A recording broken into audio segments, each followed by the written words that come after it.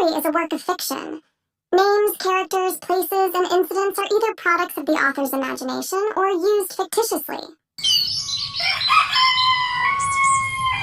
ममता अपनी बेटी अंजलि के साथ बेलापुर गांव में रहती थी। अंजलि जब पैदा हुई तभी उसके पिता का देहांत हो गया था। अब अंजलि के लालन पालन का भार अकेली गरीब बहू ममता के कंधों पर आ गया।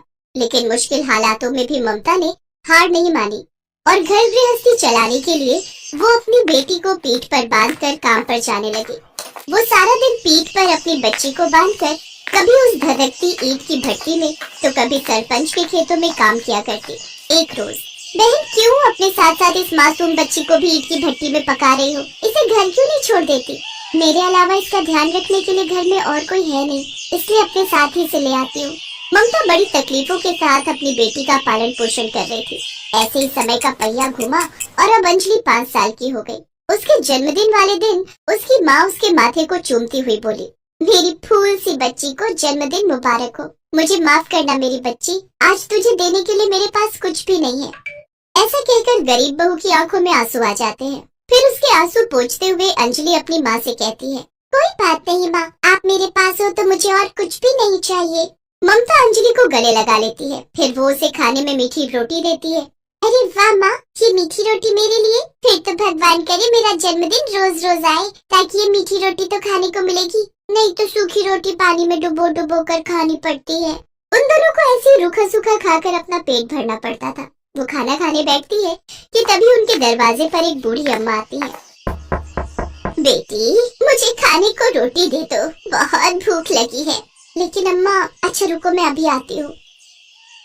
ममता उस बूढ़ी अम्मा को अपने हिस्से की मीठी रोटी खाने को दे देती है, जिसके बाद वो अम्मा एक जादुई आटा चक्की ममता को देते हुए कहती है, तुम्हारा बहुत बहुत शुक्रिया बेटी, तुमने इस बुढ़िया का पेट भरा है। मेरे पास तुझे देने के लिए इस चक्की के अलावा और कुछ भी नहीं है, इसे तू रख ले। अम्मा वो चक्की उसे देकर चली जाती है। ममता उसे अपनी झोपड़ी में रख लेती है। फिर दोनों खेत की ओर निकल पड़ती हैं। राम राम सरपंच जी, बताइए आज कौन सा खेत साफ करना है? नहीं नहीं ममता, सारे खेत साफ हुए पड़े हैं, अब तो बस फसल काटना ही बाकी है। एक बार फसल पककर तैयार हो जाए फिर मैं तुम्हें बुला भेजूंगा। ठीक है सरपंच जी। इसके बाद ममता अंजलि के साथ ईंट की भट्टी की ओर जाती है। राम राम रामदीन भाई, अगर ईंट के मन के पक गया हो तो मुझे काम दे दो। माफ करना ममता, आज तुमने आने में देर कर दी। भट्टी पर पहले से ही बहुत मजदूर हैं, आज इनका मेहनत आना देना ही मुश्किल है। रामदीन बड़ी ही सफाई से ममता को मना कर देता है। ममता अंजलि के साथ वहाँ से चली जाती है। तभी रामदीन खुद से कहता है, दो नावों में सवार होने वालों के साथ ऐसा ही होता है। जरूर खेत में कोई काम नहीं मिला होगा, तभी भट्टी पर मुंह उठाकर आ गई थी। सारा दिन भूखी प्यासी माँ बेटी यहाँ से वहाँ काम की तलाश में भटकी जा रही थी, लेकिन उन्हें कहीं काम नहीं मिला। सोचा था मजदूरी करके आज थोड़ी दिहाड़ी बन जाएगी तो आटे चावल का मोल निकल आता। भगवान जी तो जब चाहे हम गरीबों के पेट पर पाबंदी लगा देते हैं। न जाने आज के खाने का गुजारा कैसे होगा। कोई बात नहीं माँ, कल की एक बासी रोटी बची है, हम उसी को आधा आधा तोड़ कर खा लेंगे। वो दोनों घर के बाहर खड़े होकर ये बातें कर ही रहे थे कि तभी अंदर रखी जादुई आटा चक्की उन दोनों की बातें सुन लेती है।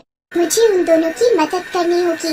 उन दोनों की परेशानी भांपकर वो चक्की जुगनू की तरह चमक जाती है और उसमें से तेज रोशनी निकलने लगती है और 56 भोगों से भरी एक थाली उस चक्की से बाहर आती है, जिसके बाद वो आटा चक्की फिर से साधारण चक्की बन जाती है। कुछ देर बाद जैसे ही ममता और अंजलि घर में घुसती हैं, तो 56 भोगों से सजी थाली देखकर उन दोनों की आंखें फटी की फटी रह जाती हैं।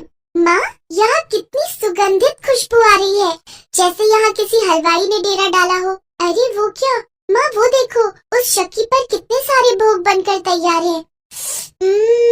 मेरे मुंह में तो देखते ही पानी आ रहा है। लेकिन आखिर ये जादू हुआ कैसे? घर में तो अन्न का एक दाना भी नहीं है, फिर ये सब कैसे हुआ? वो सब छोड़ो ना माँ, चलो अब खाना खाते हैं।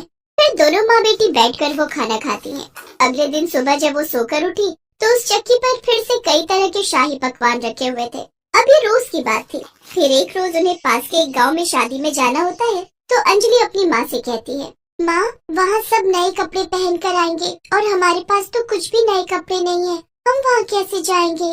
दोनों उदास होकर बैठ जाती हैं। तभी उस चक्की से एक तेज रोशनी निकलती है और उसके ऊपर दोनों के लिए नए कपड़े रखे हुए होते हैं। ये देखकर ममता और अंजलि हैरान रह जाती हैं।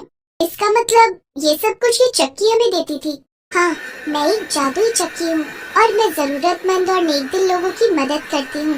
वो अम्मा कोई साधारण औरत नहीं, बल्कि एक जादूगरनी थी। उसी ने मुझे जादुई पत्थर से तराशा था। उसकी उम्र हो चली थी, इसलिए अब वो मुझे नेकदिल इंसानों के हाथों सौंपना चाहती थी, और इसलिए सभी की परीक्षा लेने के लिए वो सारे गांव भर में घूमी, लेकिन किसी ने उन्हें एक रोटी तक नहीं दी। फिर तुमने उन्हें अपने हिस्से की रोटी दे दी, जिस कारण उन्होंने मुझे तुम्हें सौंप दिया।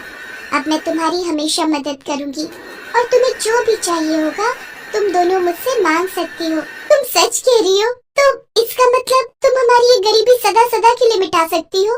हाँ, बिल्कुल। इसके बाद उस चक्की में से ढेरों सोने की मोहरें निकलने लगी, जिसे देख ममता और अंजलि बहुत खुश हुई। फिर अंजलि ने भी अपने लिए चॉकलेट्स और चिप्स जादुई चक्की से मांगे, उसे वो भी मिले। अब उनकी गरीबी दूर हो गई। अब ममता और अंजलि उस जादुई चक्की को अपने घर के सदस्य की तरह प्यार करने लगी और उससे ढेरों बातें करती। वो जादुई आटा चक्की भी उनकी हमेशा मदद करती।